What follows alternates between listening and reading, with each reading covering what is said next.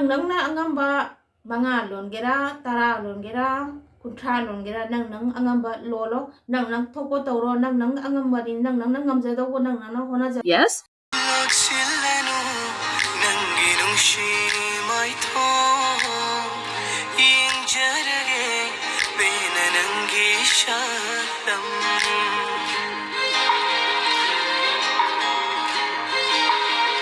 Mayam ngasisu ai video anawba mapudaga mayang mafamda laksare ado video se hawdingai gi mamangda mayam bo hamamda ikongna khoiram jari mayam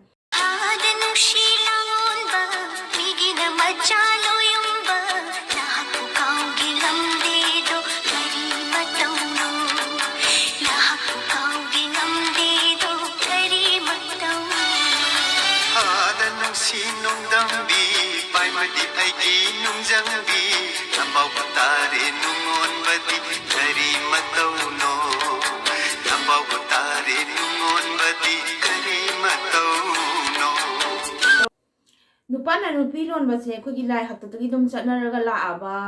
chanabi ama ona dum tawraga la aba ne ba ko do akhoi gi nupa na nupi lon ba hai ba se hoje ki se khoi gi nupa amana nupi ani masimara ani pulap su lore ko ado khara amna di khoi kai hai dono ama moina tawri se phai khole sina dum hena phare khole mai gi mol asum pina ba mai gi dum wakhanda phar ko sum su hai ne ba ko ado ai go ina sigi matang da sigi matang sigi oina di ai go mod oina katang pok tok sarangge lai hakta dei sana di habana te sana nupa nupi lon ba se sana ado khoi gi chatna daga su khoi gi nupa amana nupi ani logo matam da ahum logera man logo ga leiba do adu gi imung do kai dong da pi oi bising do moi mogi wa khan do ka su nungai na leiramni habse ai go na thajaba ngamdi ko dagi achapo to oidena khogi mayam as generally na chamina si achapo si habina tiba nupa je na ba habase aigi nupa je na ba habase kaidong da nupi singdo mathamoi do kasu nungai na santi oina leiba do kasu leiroi do ne ba ko awa mai sa dum khogi hayeng siram dai bo khogi magi mai chak se khogi adum purga leidoi ne ba ko ado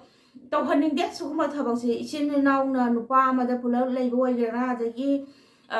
atopa sagai tongan bo oigera khogi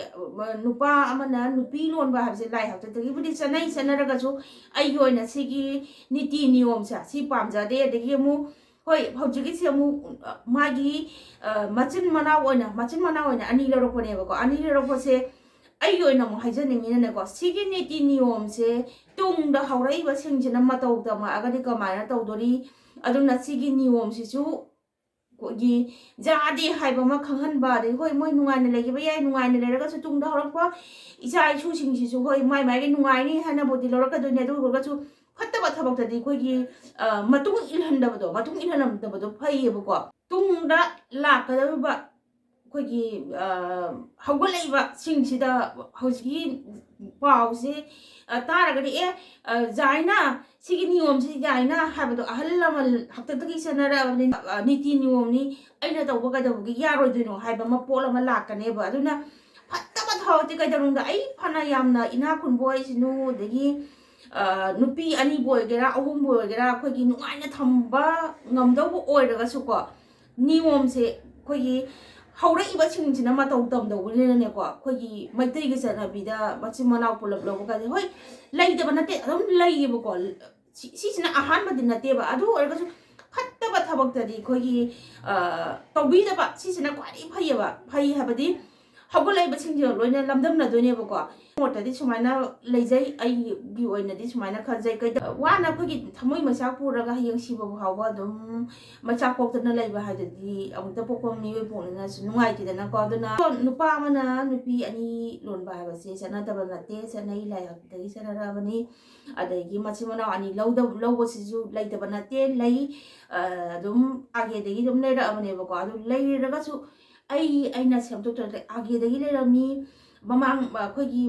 mamang dagi dum le rami aduna ai matau tam gani ha ba ya de ko fatta ba thabak ti ta chena khogi matau tam da ba tungdam haurai ba simjina noi na ungtam bodong tungdam haurai simjina ungtam doi ne ba ko aduna kai dong da fatta ba thabak ba se matau chung tam bi gano ba ade ai na mukta morgan next time amana mukta makka doi ne ba aduna fatta ba thabak de ka su kai dong da tam gano matau tam gano ado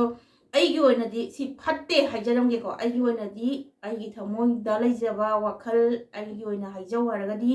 ꯁꯤꯒꯤ ꯊꯕꯛꯁꯦ ꯃꯌꯥꯝ ꯐꯠꯇꯦ ꯁꯤꯁꯦ ꯃꯇꯨꯡ ꯇꯥꯔꯛꯄꯁꯤꯡꯅ ꯇꯝꯕꯤꯒꯅꯣ ꯁꯤꯒꯤ ꯄꯣꯠꯁꯦ ꯐꯠꯇꯦꯀꯣ ꯃꯌꯥꯝ ꯑꯗꯒꯤ